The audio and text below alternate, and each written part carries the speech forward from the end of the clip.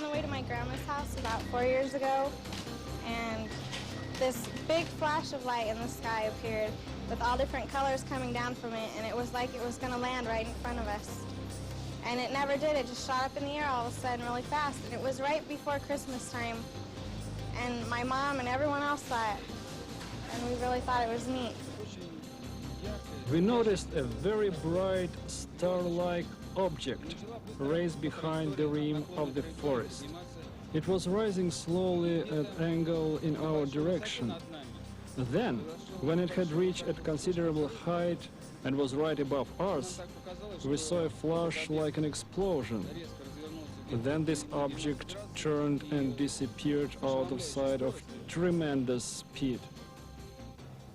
While the sightings in the Soviet Union are sensational, the story of Gulf Breeze will play a major role in our program tonight. We're down here in Florida, where we've assembled a whole town full of people who say they've seen the UFO that's haunted this community since last November.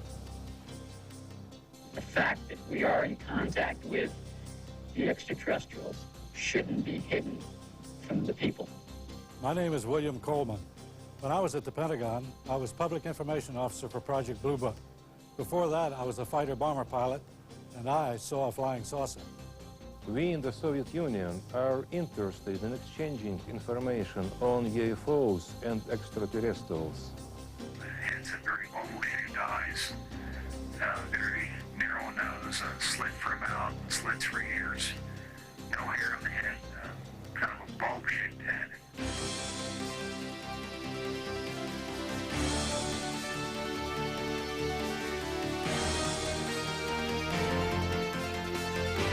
Tonight, for the first time in history, men and women from all over the world come together via satellite to share their experiences about unidentified flying objects. From the nation's capital, Washington, D.C.,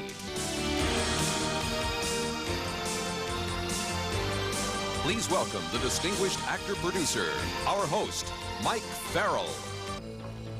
What do a colonel in the United States Air Force, a waiter in the Soviet Union, a teacher in California, and a former United States president have in common? Well, they all claim to have witnessed unidentified flying objects in the skies. What we're dealing with tonight is a subject of universal interest. Whatever your view, in the next 2 hours you'll hear claims and counterclaims. You'll hear some astounding, perhaps disturbing things which, if true, could have far-reaching implications in our lives. As is so often the case in complex questions, it comes down to our assessment of the credibility of the individual. A recent Gallup poll discovered that only 1/3 of the American public denied the existence of unidentified flying objects. UFO encounters are categorized into 4 groups. It was a U-shaped craft. I don't know how large it was because it's hard to scale distance in terms of how far I was. My sister and I were just walking around the block, and we looked up, and there were, lights on the bottom part of it that we could see as we looked up. And this person has experienced a close encounter of the first kind. You've had a close encounter of the first kind if you've seen a daylight disk or nocturnal light UFO at close range. On April 14th, 1984, hundreds of people in the small mining town of Morenci, Arizona, witnessed a huge boomerang-shaped object in the sky. Close encounters of the second kind are visual evidence of a UFO's landing, such as impressions made by the craft, burned or irradiated soil, trees, or grass. In August of 1979 in northern Minnesota, when Deputy Sheriff Val Johnson encountered a brilliantly lighted object, his vehicle was knocked off the road, the hood dented, 2 antennae bent, and a headlamp broken. In a close encounter of the third kind, which Steven Spielberg made famous, the witness observes or actually confronts the occupants of the UFO. Close encounters of the fourth kind include people who claim to have been abducted by extraterrestrials. In almost every case, abductees also claim to have been medically examined by the ETs and eventually returned home, unable to account for the missing time. Now welcome the author of The Search for Extraterrestrial Intelligence, the distinguished astrophysicist, Dr. Thomas McDonough. Dr. McDonough, welcome Mike, to the it's show. great to be part of this event. In your opinion, are we alone in the universe? Well, my own estimate is that just in our galaxy alone, there could be millions of planets that might be capable of sustaining life as we know it. The size of the universe is difficult to comprehend. In this galaxy, there are several hundred billion stars. Each one of these dots represents a galaxy, like our Milky Way. There are billions of them. So the sheer enormity of the numbers leads many scientists like myself to conclude that there must be life somewhere in the universe. So if extraterrestrials exist and are visiting us, then how do they get from there to here? One possibility is that in space you could accelerate until you were very close to the speed of light. With fusion rockets using the abundant hydrogen and helium already in space, so the rocket wouldn't have to be burdened carrying fuel, you could increase your energy by millions of times compared with conventional rockets. So, within our lifetime, even with our primitive technology, according to scientists Robert Bussard, Robert Forward, and Stanton Friedman, round trips to nearby stars could very well be feasible. We are close to being able to get from here to there. Thank you, Dr. Tom McDonough. With all the UFO sightings reported over the years in America, the logical question is, if they really exist, why don't they visit the White House? And then there they were, all of a sudden, on July 26, 1952. The Air Force tried and failed to intercept up to a dozen UFOs in the sky over the White House. The press conference 2 days later became the largest media event since the end of World War II. We can say that the recent sightings are in no way connected with any secret development by any agency of the United States. With all due respect to the Air Force, I believe that some of them will prove to be of interplanetary origin. In my position in the Research and Development Organization of the Bureau of Aeronautics and of the Navy Department, I am thoroughly familiar with both our aircraft and our guided missiles programs and can state without reservation that the Navy has no saucer-shaped aircraft or missile in any of these programs. Headlines around the country aroused so much attention that the Air Force formed an official investigative unit, Project Blue Book. With me now are two retired Air Force colonels who were actively involved in that inquiry. Colonel Robert Friend, who headed up Project Blue Book for 5 years, and Colonel William Coleman, a former Air Force squadron commander who was Pentagon spokesman and chief of public information for the Air Force. Colonel Friend, Colonel Coleman, welcome. Gentlemen, has the Air Force been involved with UFOs before the White House incident? During World War II, our pilots saw what were called gremlins and Foo Fighters. These were fireballs that appeared to fly along with our aircraft. We were concerned that these so-called Foo Fighters or fireballs might be foreign weapons that could threaten our national security. And did the Air Force ever try to chase a UFO? Yes, in fact, in 1948, one of our pilots crashed in pursuit of a UFO. The story made headlines all over the world. As I understand it, that crash added emphasis to the conclusion that UFOs were extraterrestrial visitors. That's true, but the Air Force rejected the conclusion on the grounds of insufficient evidence. Even the name of the project was changed from sign to grudge during that period to preclude this unhealthy association. However, by the time Blue Book got involved, we started running into trouble. Hearings and inquiries regarding the way in which we were performing UFO investigations, in every instance, the Congress of the United States concurred in the way in which we conducted these projects. However, we were not disappointed with the 1969 decision to discontinue Project Blue Book. Out of the 12,000 reported UFO sightings, only 700 remain unexplained. Of that remainder, 100 of them really worried us. Why was that? Because these 100 sightings involved the two criteria that defined a worrisome phenomenon: high strangeness and high credibility, meaning that highly credible, multiple witnesses, like military airline pilots, see something they've never seen before. Have either of you ever seen a UFO? Yes, it was 1955, and I was a squadron commander at the time. We were flying a B-25 over Alabama when we spotted a strange silvery object some 25,000 feet above us, heading in the same direction.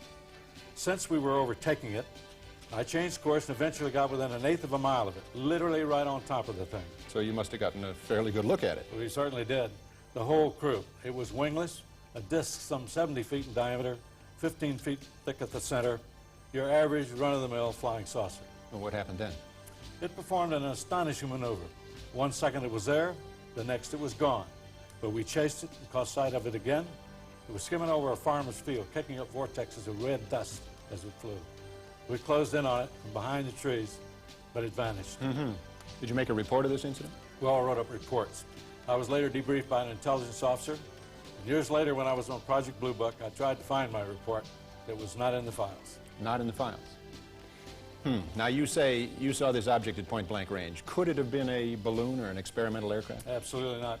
It displayed a level of technology far beyond anything I had seen on the Earth then and now. Well, with this advanced level of technology, were you ever concerned that the object could be a threat to national security? No, not necessarily a threat to our national security, but I was uneasy about these UFOs because they were able to accomplish aerial feats that we couldn't. The apparent capability of these objects could possibly represent a threat to our national security. What's become of Project Blue Book? That's it, Mike. It was canceled in 1969 and will not be reactivated. Well, Colonel Coleman, Colonel Friend, thank you both. And while we're on the subject of Blue Book, let's hear another view from a scientist currently working for the government. Now, because he has insisted on anonymity, both his appearance and his voice have been altered, but his credentials have been thoroughly researched by the investigative team of Bill Moore and Jamie Chandray. They've given him the code name Condor. Project Blue Book was just a very low-level effort by the Air Force to collect information on sightings. It had a very minimal staff of one officer, an NCO, a secretary, and a scientist. The interesting, most exciting reports that came into Blue Book were often siphoned off by what they call moles within the organization. Those reports were pulled out of the files and never returned and just simply sent forward. The whole effort, as far as Blue Book was concerned, was that they tried every way they could to simply dismiss and explain away sightings. They certainly didn't want unknowns. The effort of Blue Book was to minimize the effects of these reports and to try to explain away as many as they could.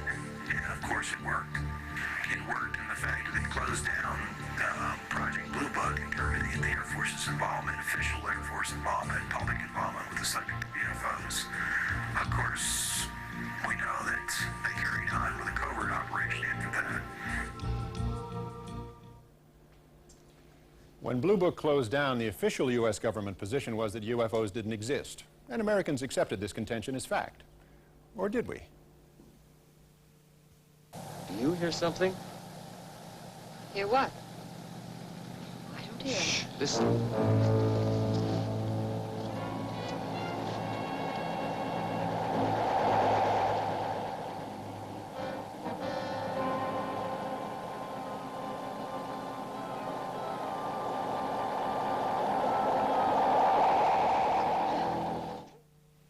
Subsequent reports were discredited, relegated to the tabloids at the supermarket checkout counter. After Blue Book's final report, anyone who claimed to see a UFO was considered some kind of nut.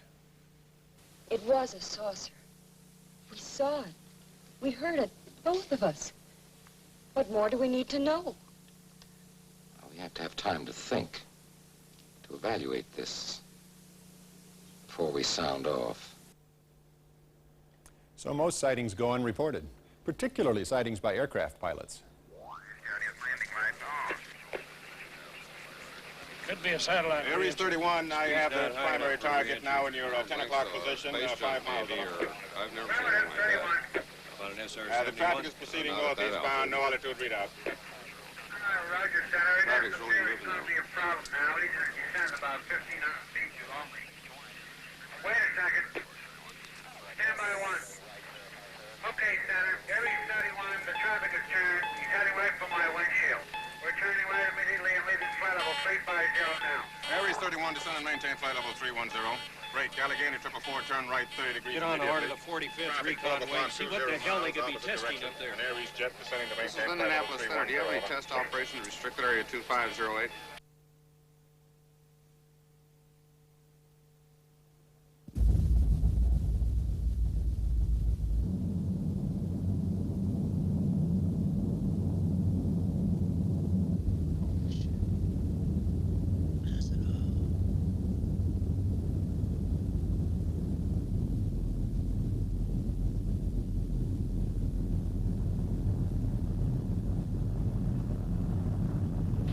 EWA 517, do you want to report a UFO? Over. Negative. We don't want to report. Aries 31, do you wish to report a UFO? Over. Negative. We want to report one of those either. Aries 31, me neither. I'll try to track traffic to destination. Over. With me now are Dr. Richard F. Haynes and Captain Neil Daniels. Dr. Haynes, now retired, directed research and development projects at NASA's Ames Research Center for 20 years. Welcome, Dr. Haynes. Captain Daniels. Dr. Haynes, tell us about pilot sightings that you've been studying. Well, Mike, I've dealt with over 3,000 pilot cases from all over the world, including some very skeptical pilots, I might add, who have since seen a UFO and completely changed their minds and risked their reputations. Why do you limit your research to pilots? Well, because pilots are very reliable and credible witnesses. Their jobs and their lives of their passengers depend on them. They must be aware of what's going on in the skies around them. Unfortunately, most of them ask for anonymity. Really, why is that? Well, I think it's because of fear of ridicule, or worse, fear of losing their jobs. I mean, no airline wants to be promoted with the slogan, "Fly us and see a UFO." Might increase business. Fortunately, we do have a pilot who has come forward and has enough courage to share his experiences. Captain Neil Daniels, who flew for United Airlines for 35 years. Captain Daniels, thanks for being here. Would you tell us about your experience with a UFO? I was piloting a flight from San Francisco to Boston on March the 12th in 1977. And at an altitude of 37,000 feet, I became aware of a blinding, bright white light out to the left of the DC-10. I estimated it to be at about 1,000 yards, and I don't know, the object could have been several hundred feet in diameter, but it didn't read on ground radar. Could you tell what it was? No. Could it have been a commercial flight or a military aircraft? Absolutely not. At the speed at which it departed, I've never seen anything like it. Was this object in any way a threat to your plane? The three compasses were indicating opposite directions, and the plane was veering off and banking to the left by a strong magnetic pull. Well, how did you and your crew react? The flight engineer kept repeating, "I don't want to see it. I don't want to know about it." I don't want to know about it. Did you file a report? It was a short layover, and the FAA would have hassled me all night, so I let it go. So that was the end of that? Yes, but 6 months later, I was on a hunting trip with my boss, and I told him the story, and he said, "Gee, I'm sorry you told me that. Strange things happen to people who have these sightings." Strange things? Like what? Well, in my experience, people are fearful of losing their jobs or being transferred. So much for telling the truth. Incidentally, Captain Daniels now lectures at San Francisco's Fear of Flying Clinic. I mean, flying airplanes, not flying saucers. This American Flight 812 requesting...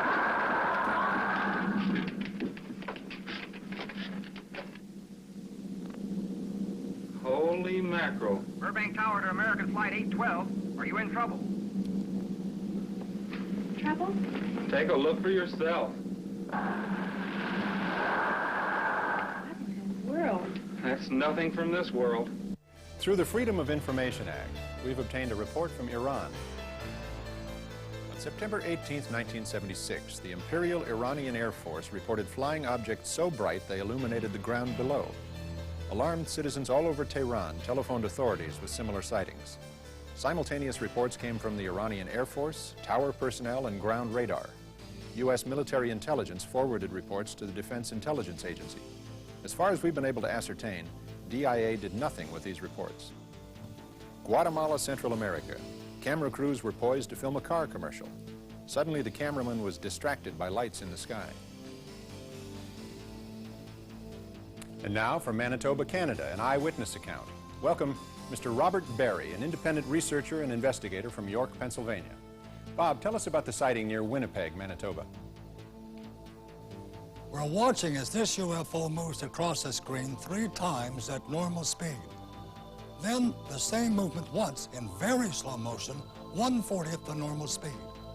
Now here's another sighting of the same object, also witnessed by the whole town of Carmen, Manitoba, who turned out for the incredible light show. Now, as we slow the film down, watch as the UFO jumps from the right side of the screen to the top of the screen and lights up the whole sky. The UFO is calculated to have been traveling faster than 30,000 miles an hour. Now, by satellite to Moscow for the first UFO glasnost in television history. Please welcome, from the Soviet news agency TASS, our journalist and UFO investigator, who has researched many encounters with UFOs in the Soviet Union, Mr. Sergei Bulantsov.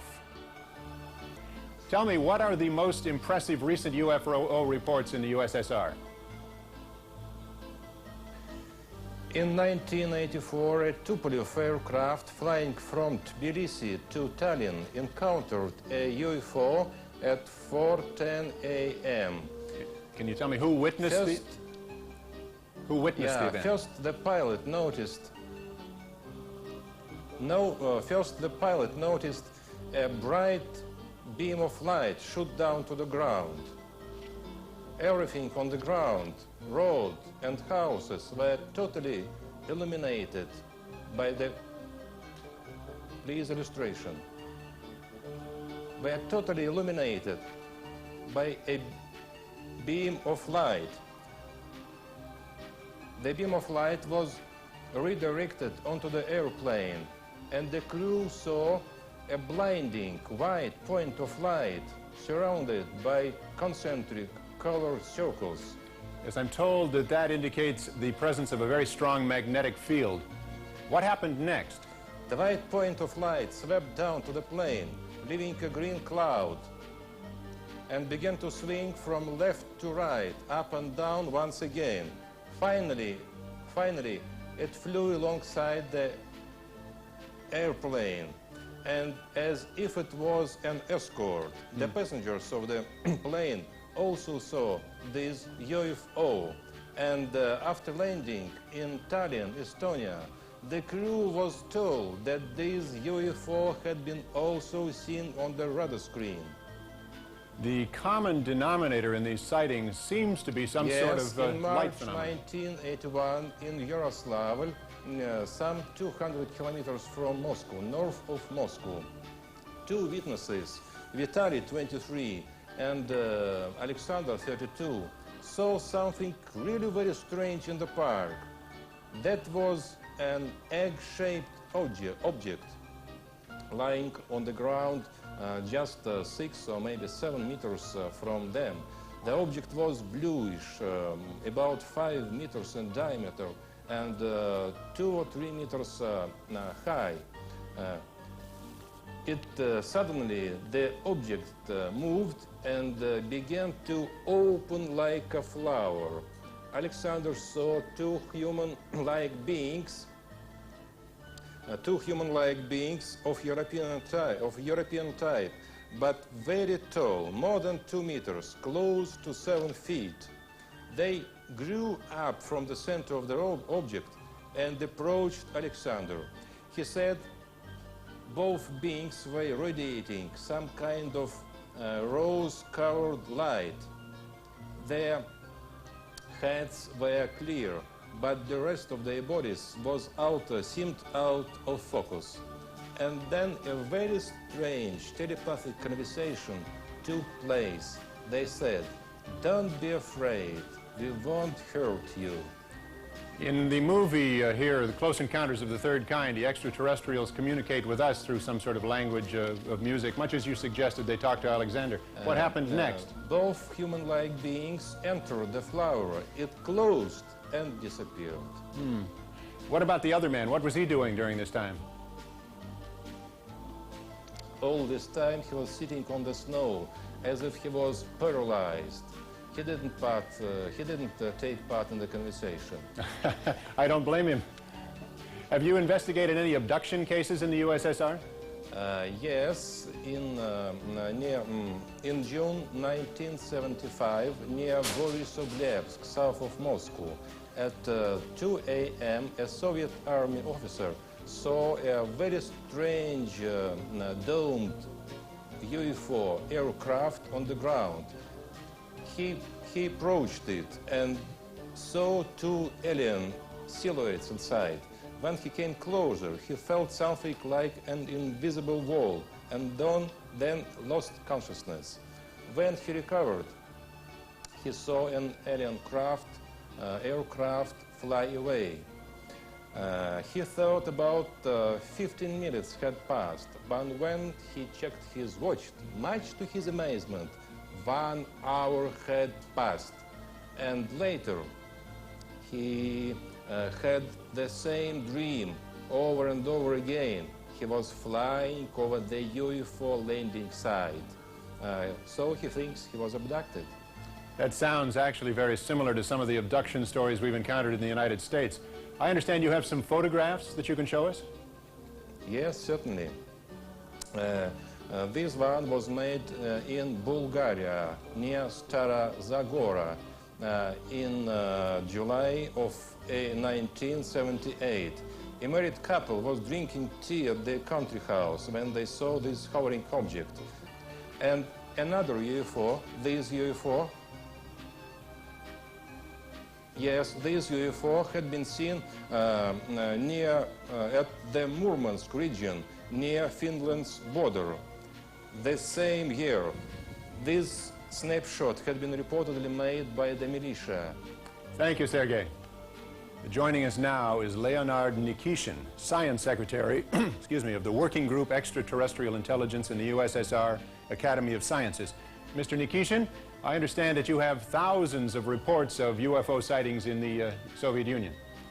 Yes.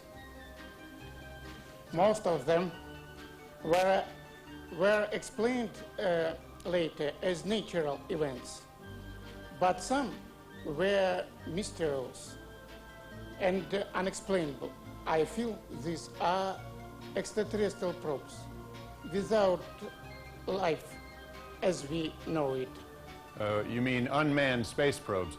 Was there any official reaction to UFOs from Soviet science? Recently, most scientists here dismissed them. But now the situation is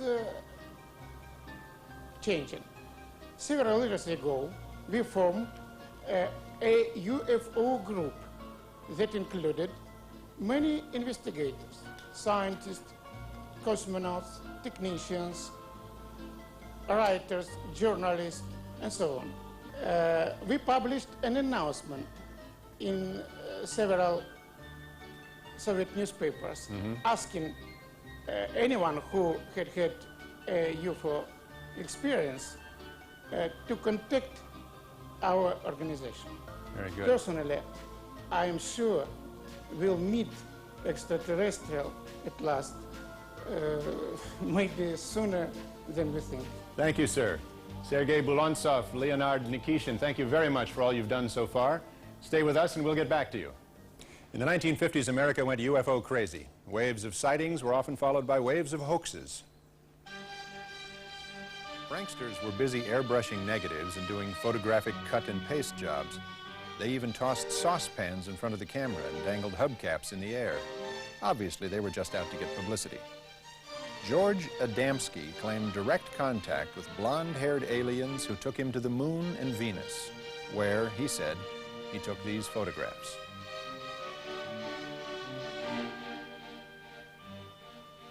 Then came the Barker incident at a small airfield in West Virginia, where this film footage was shot. This was termed the Lost Creek Flying Saucer. Many people who saw this film believed that the hanging thing you see was in fact a UFO. We'll leave it to you. The 60s and 70s brought various groups of people who actually built saucer-shaped vehicles and attempted to fly them. And about 10 years ago, there began what we believe to be the most elaborate hoax of all. A Swiss farmer, Billy Meyer, claimed to have had direct contact with an extraterrestrial group from the Pleiades star system. Meyer produced photographs of what he called beam ships. And the occupants of these beam ships. Interestingly, one of the aliens looked very much like a Swiss fashion model, and the so-called beam ship was found in his barn. Now, Billy Meyer's beam ships may have been obvious hoax, but thousands of UFO sightings from all over the world are not so easily explained away. Joining me now from the suburbs of New York City are Robert Pozzuoli, a computer systems executive, and his wife, Lori. I'm glad you could be with us tonight. Thank you, and nice to be here. Tell us what happened to you 4 years ago. Local residents around our town of Brewster, New York, reported seeing UFOs. More than 9,000 reports came in and were always the same. Noiseless, hovering, boomerang-shaped objects approximately 150 feet from wingtip to wingtip. When we spotted it, I had my video camera and we quickly started shooting the footage you'll see. I think your comments on the tape are especially interesting. Let's look at it now. Oh, good God. I don't know. About planes. I'm going to tell you something, honey. I don't know what the hell it is. Tell me, what kind of effect this sighting has had on your life? Wow, we've become very popular. Well, that's certainly not bad, is it? No. Rosemary Osnato, a commercial graphic artist, lives in New York City's East Village. Rosemary suffered a broken kneecap last year and is recuperating from the injury. Al Hassim lives in the Bronx with his wife and 11-year-old daughter and works the 4 p.m. to midnight shift for the telephone company in Manhattan. In his off hours, Al likes to play guitar and write songs. Lisa Salviano of Lake Hiawatha, New Jersey is 24, married, and pregnant with her first child. She works as a secretary in Morristown, New Jersey. These three ordinary individuals, unrelated to one another, share one extraordinary experience. With the guidance of a psychiatrist, Dr. Rima Lebo, they have been able to relive deeply buried memories that will astonish you. Under hypnosis, the subjects are put into a relaxed state in which they can recall these disturbing memories. And once regressed, they relive the experience in real time, often very emotionally, moment by moment. They re-experience what they went through the first time, though it may have taken place months or even years earlier. Please watch as we replay portions of their hypnosis session now.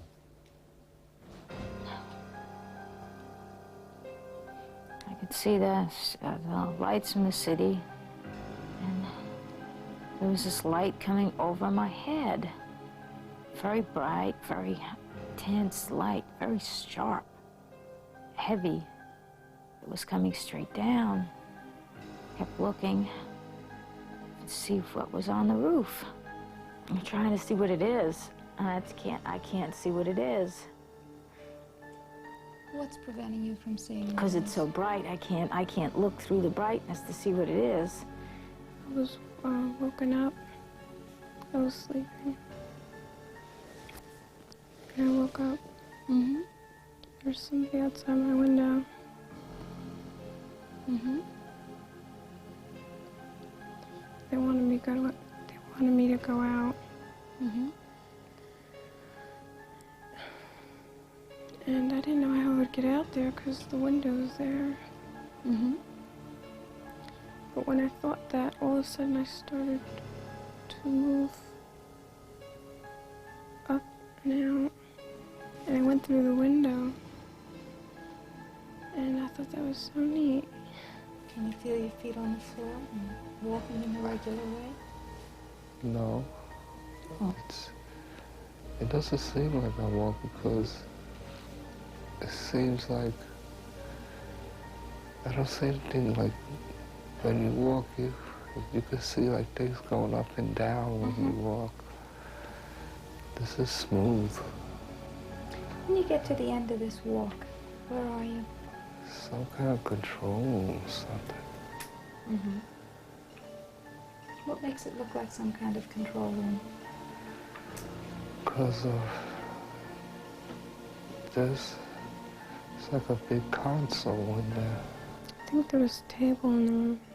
Table in the room? Like an eating table? Mm-mm. Oh, what kind of table? Like a doctor's office. Like they make me lie on it. Lie down on the table? You're lying on your tummy? On my back. On your back. When you're lying there, are you alone? No, they're all over. They're all over. Does anybody touch you? I think they do, yeah. Where do they touch you? I think like my arms and legs. Are you alone? No, they're all over. How many of them are there around the table? At least 4 or 5. Mm-hmm. And are they all doing something, or are they all watching? No, they're watching too. Uh-huh. How many of them are actually doing something? 1. They're so ugly. What makes them so ugly? They look mean. What makes them look mean? They don't smile. They don't smile.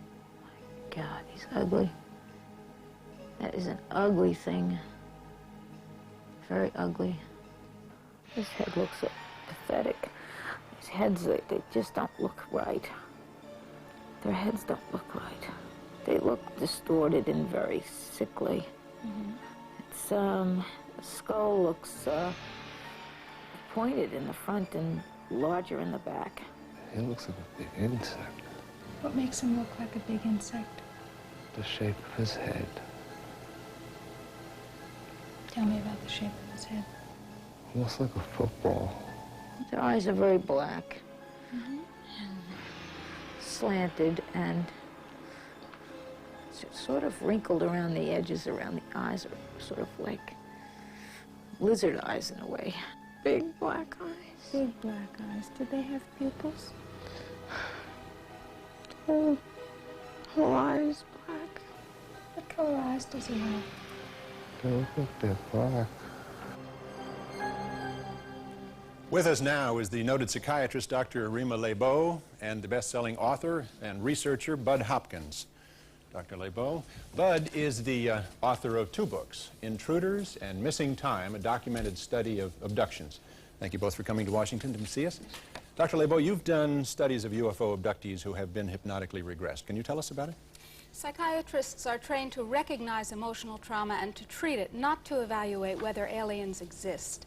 Many of these patients are sensitive, sane people who have in common only the belief that they've been abducted, and they're frightened by what happened to them. They don't want fame, money, or publicity, only relief from hidden, painful memories. Now, skeptics question the use of hypnosis. However, careful examination of the material shows its usefulness in these traumatic situations. They also say that abduction reports are the products of overly rich fantasy lives. If that were the case, the report should be as diverse as people's dreams. Instead, we find striking similarities in accounts from all kinds of people, from all walks of life. Post-traumatic stress disorder does not occur unless there has been external trauma, like that some Vietnam vets and assault victims or rape victims experience. But many abductees show the serious and disabling effects of helplessness and violation. With proper treatment, these symptoms can be relieved. Bud Hopkins, must everyone who claims to have been abducted be hypnotized?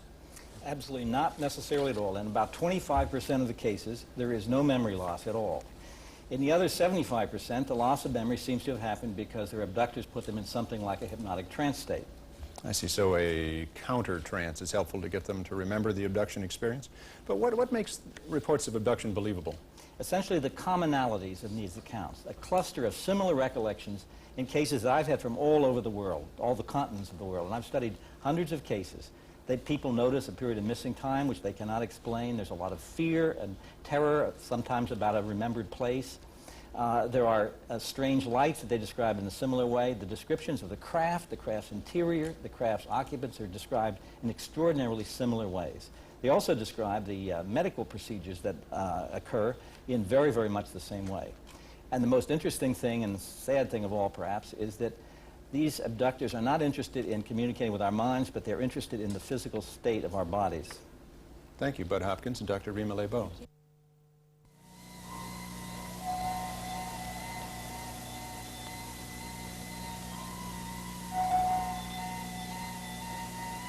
Come. I will show you wonders you have never seen before.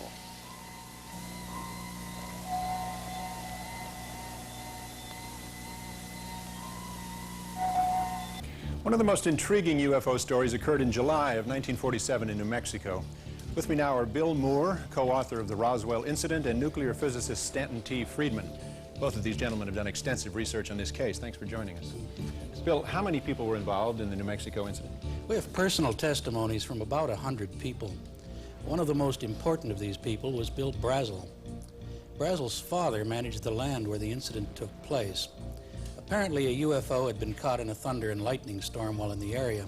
The next day, Brazel's father went out on horseback to check for property damage and came upon the wreckage of a strange aircraft which fanned out for nearly half a mile. The corpses were found a couple of miles from the site of the crash. Wait, just a moment. Corpses? Dead alien bodies, called extraterrestrial biological entities, EBEs if you wish. We got reports that they appeared to be small humanoid bodies with large hairless heads, wearing one-piece seamless gray skin-like clothing. We assume they must have ejected from their craft with some kind of ejection capsule. The Air Force came and recovered the bodies and took them away for autopsies. Gentlemen, autopsies, EBEs, this is rather unsettling information. Level with us. What do we know to be fact? We know these are the facts. A very strange spacecraft exploded. Pieces of the craft were recovered. Several bodies were found and removed along with the wreckage. We can prove the story was covered up very quickly at the highest level. and given a classification above top secret. Flying saucers are real, period. The first person sent by the Air Force to investigate the crash site and to take care of the wreckage was a Major Jesse Marcel. Let's meet his son, Dr. Jesse Marcel, who was 12 years old at the time and, needless to say, has never forgotten that incident. Welcome, Dr. Marcel. Nice to see you. Jesse. Bill. Jesse. Doctor, tell us, if you will, about the night your dad came home from that crash site. My father came home with his car loaded with debris after investigating the crash site. He brought the material into the house where he, my mother, and I sorted through the stuff. Among the litter was a foil-like sheathing alloy. It was metallic and it looked like the skin of an aircraft, but it was unlike anything I had ever seen. Also, there was an I-beam about 1 foot to 1.5 feet in length, about 1/2 inch across. The inner surface had hieroglyphic-like symbols on it, like Egyptian symbols, as I recall them. And what was the Air Force's explanation of all this? The explanation was that a weather balloon had crashed. Did your father think it was a weather balloon? Anything but. I believe the meaning behind his words was that he suspected there might have been some kind of cover-up. What happened to all this debris you've described? Well, the debris which had been removed was never seen again. It was taken from your house? To Carswell Air Force Base in Fort Worth, Texas. Dr. Marcel, you've examined the material firsthand. You've had a long time to think about it. What is your assessment of the Roswell incident? I held the material in my hand. It was not from this Earth or this universe, or in this universe. That's what I think. We're not alone. Thank you, gentlemen. Now, if this story is true, then we have to rethink the government's role in the history of UFOs. The government, in fact, may have had the answer in their hands over 40 years ago. The United States Air Force has played a major role in America's attitude toward unidentified flying objects. Here's another account of how the Air Force dealt with such phenomena. With me is author and filmmaker Robert Emenegger, and former security manager and chief of requirements for the audio-visual program at Norton Air Force Base, Paul Schartle. Gentlemen, Mr. Emenegger, how did you get involved with UFOs? Well, it was in 1973 when I was vice president at Gray Advertising, and I took time out and went to Norton Air Force Base to explore subjects for television specials related to the Defense Department. While discussing several of the subjects, UFOs came up, and Paul here told us about a film of a landing of alien crafts at Holloman Air Force Base about 3 years earlier. What did you see, Mr. Schartle? I saw footage of 3 dish-shaped crafts. One of the craft landed and 2 of them went away. Why did it land? It appeared to be in trouble because it oscillated all the way down to the ground. However, it did land on 3 pods. A sliding door opened, a ramp was extended, and out came 3 aliens. What did they look like? Well, they were human-sized. They had odd gray complexion and a pronounced nose. They wore tight-fitting jumpsuits, thin headdresses that appeared to be communication devices, and in their hands they held a translator, I was told. A Holloman base commander and other Air Force officers went out to meet them. Mr. Schartle, what did your superior officers tell you? I was told it was theatrical footage the Air Force has purchased to make a training film. Well, that sounds plausible, doesn't it? Well, if it were a theatrical film, why didn't I have a record of this? It was my job to keep accurate records of all audiovisual purchases. Is there any other reason that you feel this was not a theatrical film? Yes, it was too real. The people who were shooting that day were Air Force personnel. Lucky for us, the day they were shooting, they were doing an acceleration test. One of the most compelling sightings in recent years took place in Gulf Breeze, Florida, where over 100 people witnessed a UFO. Hello, Gulf Breeze. What about it, Gulf Breeze? Is there really something going on down there, or is it all an elaborate hoax? Dwayne Cook is editor of the Gulf Breeze Sentinel. Donald Ware is a UFO investigator who claims to know of 153 first-hand witnesses who have seen the object. Jerry Brown is the chief of police in Gulf Breeze. Don, you're an ex-Air Force officer who's firmly convinced something extraterrestrial has been appearing in the skies above Gulf Breeze. What convinced you?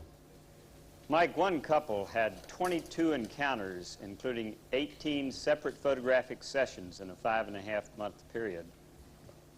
And many independent witnesses, highly credible, also reported seeing the same objects that were photographed. All right, 4 people reported seeing the aliens, 6 reported blue beams coming from the UFO, and 10 have reported periods of missing time. Okay, how about you, Chief Brown? I take it you're not convinced. No, sir, I'm not. We have one of the busiest airspaces in the country, and not to say that all these people here are lying, not telling the truth. I firmly believe they are seeing something, because at any time or any place there's different lights, different things that you can see. What I don't believe is the things the local papers and the TV media has put out of a flying saucer with beings from another planet. I just simply don't believe that, Mike. Okay, Dwayne, I guess you could say that you're the fellow responsible for stirring this up. Your paper has faithfully supported Ed's story, much to the consternation of many of your neighbors. Well, I guess you could say we have stirred it up, Mike, but I really can't say I'm aware of any too much consternation. Most of Gulf Breeze really believes Ed's photographs and his story, just like they believe the 100+ other witnesses that have seen it, most of which are here tonight. Now, reporter Mark Curtis in Pensacola has followed the saga of the Gulf Breeze UFO from the very beginning. What were your initial thoughts? This is the story of the witnesses and the people. Charlie Summerby and his wife Doris saw this object last November. Charlie, if you could tell us what you saw. Well, it was right after sunset over East Bay. We saw this circular object. It was bluish-gray in color and with light shining out through portholes. And the really amazing thing was there was no sound. Jesse and Alice Bertram, please join us. Jesse is a youngster here. He was playing with a friend last December. Tell us what you saw. We were climbing a tree and we saw a blackish white object and it was moving. Then it disappeared. We ran behind the Gulf Breeze Elementary School and then we saw it moving again. Then it disappeared. Mrs. Bertram, what did you do? Did you believe these youngsters when they told you this? No, I didn't. I'm a skeptic anyway, but I had them sit down at different ends of the table and draw what they saw, and the pictures were identical and they matched what were in the newspaper. One of the most interesting sightings came from Jeff Thompson. Jeff, if you join us and tell us what you saw in the morning during the daylight on November 11th. Yeah, it was November 11th at 8:10 in the morning. A UFO came within 400 feet of me at treetop level. I noticed 2 military jets were following it about 2 air miles. The UFO shot up at a 45-degree angle and waited for the jets to approach a little closer, and then in an instant it just shot straight up. What happened to the jets, and are you sure they're military jets? Yeah, they're military jets, I believe out of Eglin, because around here we just have the red and white Navy training jets, and they just, the military jets just kind of curved over the bay and went on back towards Eglin. This may just be the tip of the iceberg. How many people in this room tonight have seen a UFO? Raise your hands, please. Wow. There you have it, Washington. Okay, well, you keep watching Gulf Breeze because you'll find this next thing interesting.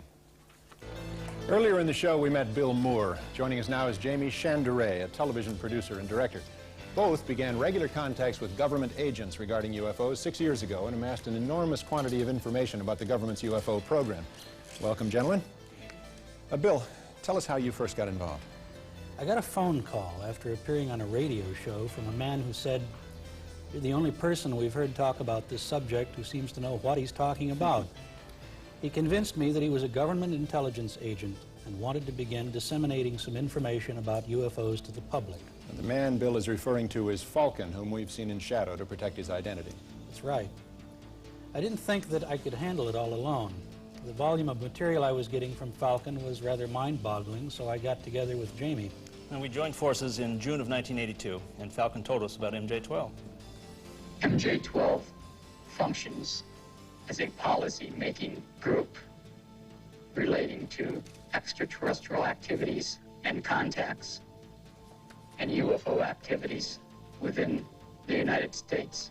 They make the policy, obtain presidential approval, and then field activities implement the policies.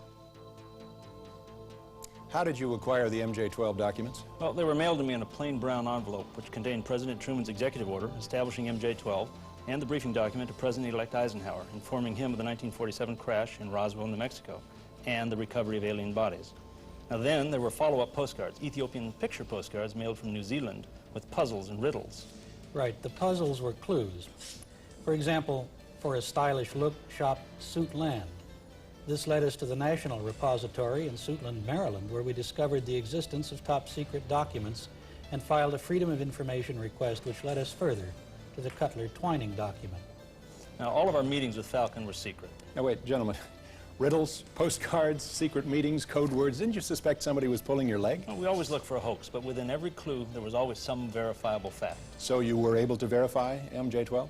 Validating MJ-12 was difficult because we couldn't find any government agency that would admit publicly that they were aware of MJ-12's existence. Well, so without validating it, how do you get from there to here? Well, after hundreds of hours of research, we're working with experts trying to validate the documents. But most important, the contacts have grown to include Falcon and 9 other government agents.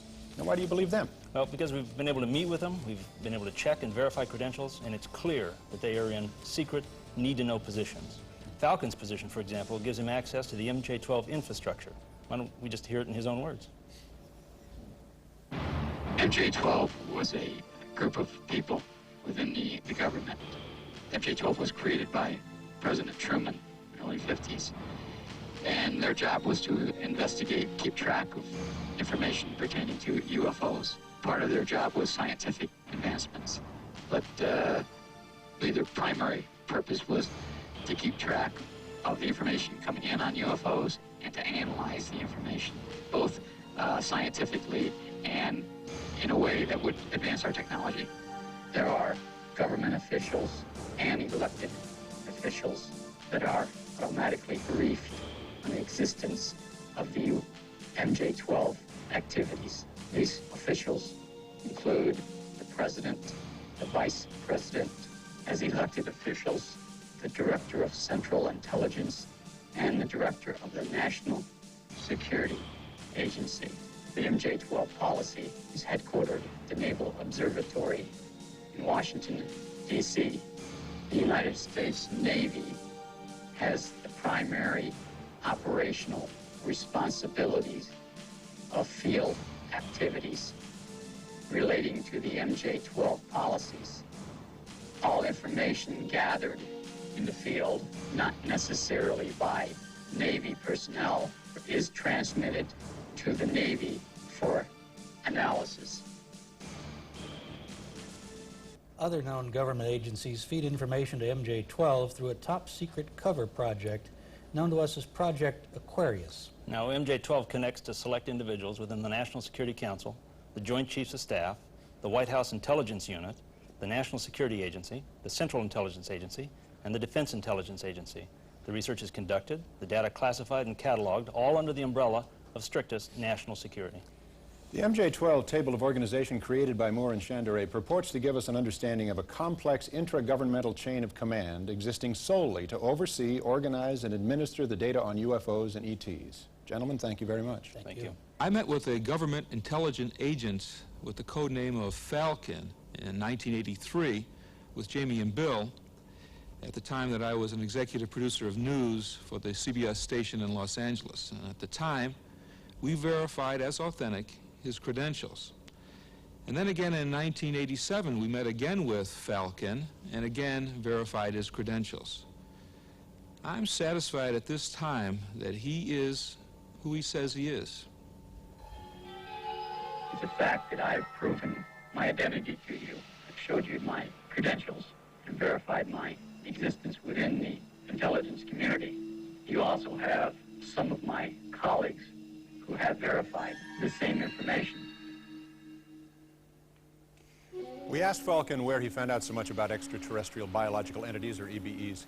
This book, or it's called the Bible within the MJ-12 community, contains historically everything that occurred from the Truman era up through the 3 aliens being guests of the United States government, technological data gathered from the aliens, medical history gathered from dead aliens that were found in the desert, autopsy information gathered from dead aliens found in the deserts, and information obtained from the extraterrestrials regarding their social structure and their information pertaining to the universe.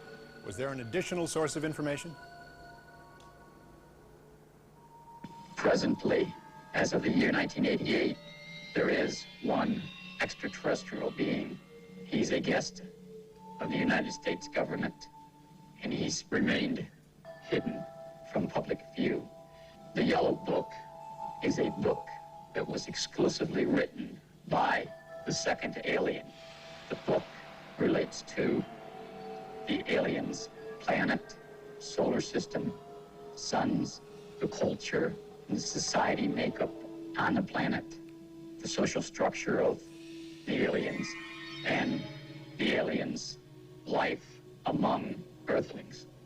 What was most intriguing to me in my experience with the aliens is I believe, an octagon-shaped crystal, which when held in the alien's hand and viewed by a second person, displays pictures. These pictures can be of the alien's home planet or pictures of Earth many thousands of years ago. We asked where the EBEs came from. He was in the Zeta Reticuli star group. Now Condor tells us about a deal our government made with the aliens. From what he understands, an agreement signed between our U.S. government and the extraterrestrials. And essentially the agreement says that we won't disclose your existence if you do not interfere in our society. And we allow you to operate from a designated base here in the United States. It's in the state of Nevada in an area called Area 51 or Greenland. The extraterrestrials have complete control of this base, which is located in Nevada.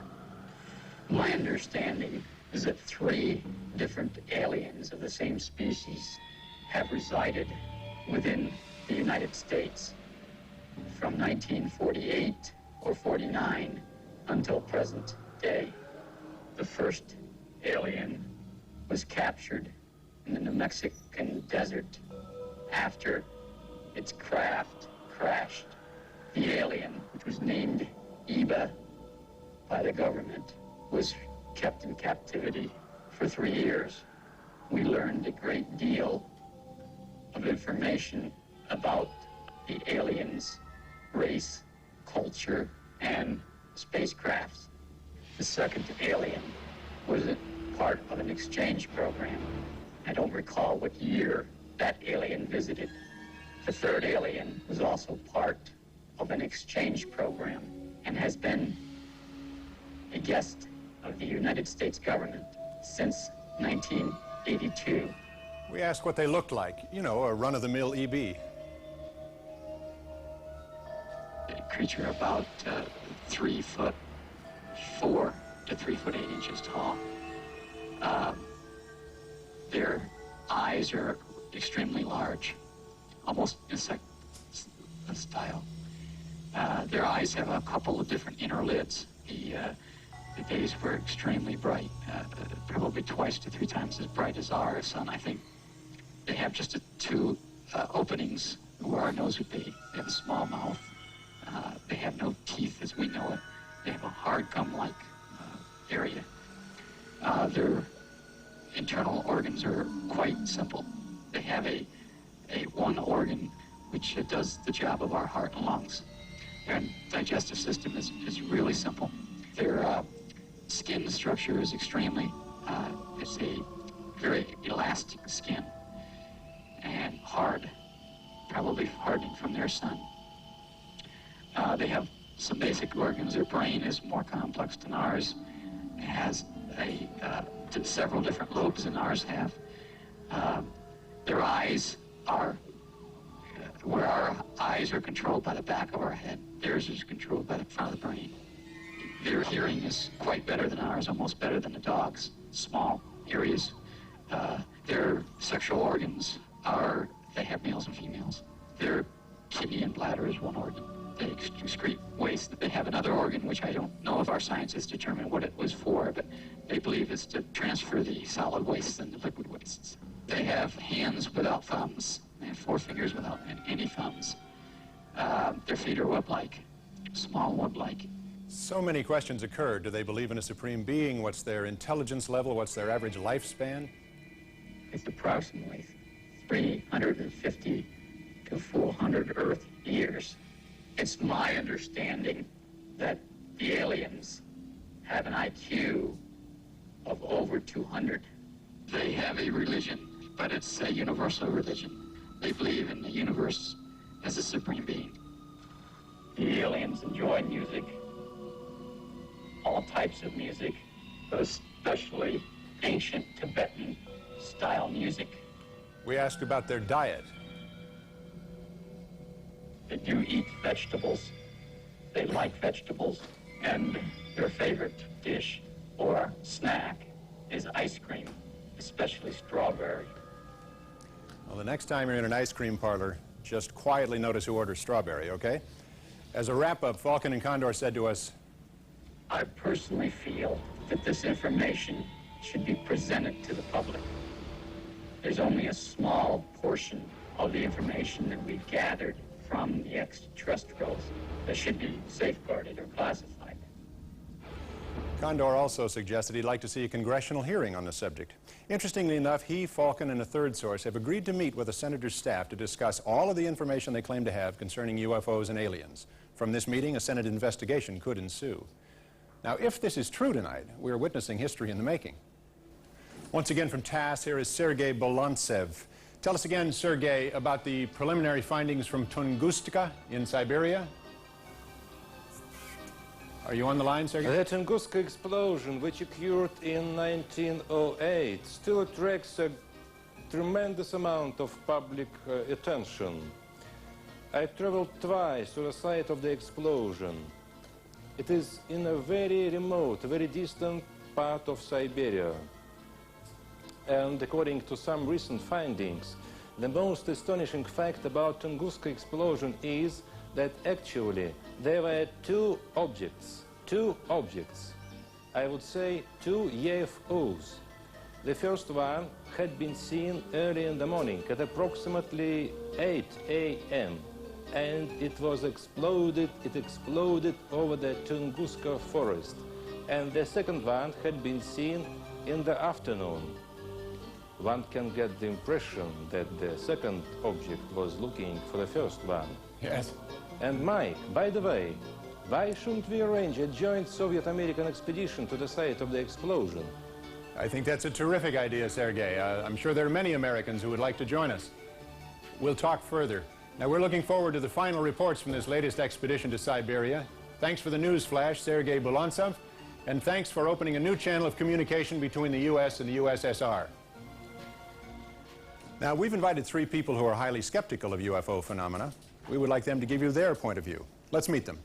First, David Williamson, a 30-year veteran NASA senior staff member who is well known as the UFO point person at the National Aeronautics and Space Administration. James Oberg, who has written many books and articles about space and UFOs and lectures widely on related topics. And finally, Dr. Herbert Spiegel, who heads the Columbia College of Physicians and Surgeons postgraduate program is in hypnosis and is the author of the book Trance and Treatment, The Clinical Uses of Hypnosis. Gentlemen, thank you for being here. Dr. Spiegel, you're the expert in hypnosis. What do you think of the technique of hypnotic regression? Well, the hypnosis is accurately regarded as controlled imagination, which includes misperceptions as well. Now, what you can do with hypnosis is to intensify the memories that we have, but that also includes our inner feelings as well as our memories with the original distortions in the first place. But hypnosis does not at all enhance the accuracy of the original perception in the first place. Does not? Does not. The question of commonalities, does that mean anything? It's simply because we know that in our forensic work that too many misperceptions occur in the first place. I see. And if you now intensify it with the vivid recall of hypnosis, then all you do is exaggerating what you already started off with as a misperception. All right, sir. Mr. Williamson, what does NASA's point man on UFOs have to say in response to the material you've seen? Sort of interesting. The official NASA position has been for 11 years that we will analyze legitimate materials physically available to us, given us quick claims so that we can cut it apart and so forth. Mm-hmm. In those 11 years, we haven't had any physical evidence. What you're dealing with here seems to be a phenomenon, very real, since Ezekiel all the way to Florida. Yes. But it is not a physical phenomenon that you can measure, that you can put your hands on, that you can bring to the laboratory. I don't know what it is. It's obviously real. You can have some hoaxes, quite a lot of hoaxes, as you saw tonight. Yeah. But you also have a lot of people who know that they have felt something, experienced something. We don't know what it is. Keep an open mind and wait for physical evidence is probably the best scientific advice you can get. In the meantime, look for ways to measure this thing. Very good. Mr. Oberg, what do you think about the evidence you've seen tonight? Well, I think it's some fascinating material, Mike. The most interesting part is that the material as it was put together left out an awful lot as well. Material within the UFO community itself, with a lot of controversy and skepticism among UFO believers about the MJ-12 material, about Gulf Breeze as an example. I'm glad to see that the Russians were brought into this, because that really underscores what I think is happening in a lot of these reports, which is that people will see and interpret things in the sky as they interpret them, and many times the government doesn't really mind that UFOs are seen as flying saucers.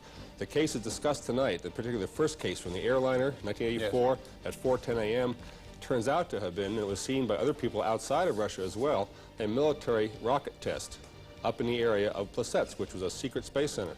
This happened so many times in the Soviet Union, they released official scientific reports from the Academy of Sciences claiming that things that people see, which happen to be weapons tests, space weapons tests, for example, are UFOs.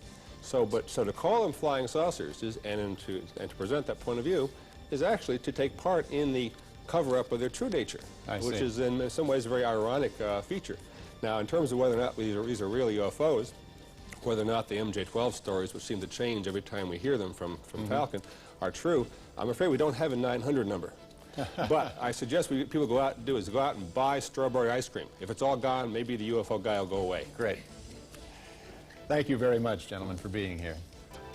Let's look at the last decade. Computers that filled whole rooms now fit in your shirt pocket. Transmitters that once were the size of a bread box are now the size of a bee. Now, let's look at today. Holographic images, CD and optical disc players created by the laser. We can send more information through a single weightless beam like this in 1 second than Edison could send in 5 days through 1,000 tons of copper wire. Suppose someday, instead of pictures, we could transmit the life code that makes you you. Beam your DNA, the personal blueprint of your essence, to some distant star. Scientific reality? No. Speculation. But speculation can work. Perhaps the future holds this promise for us. Perhaps we're not alone.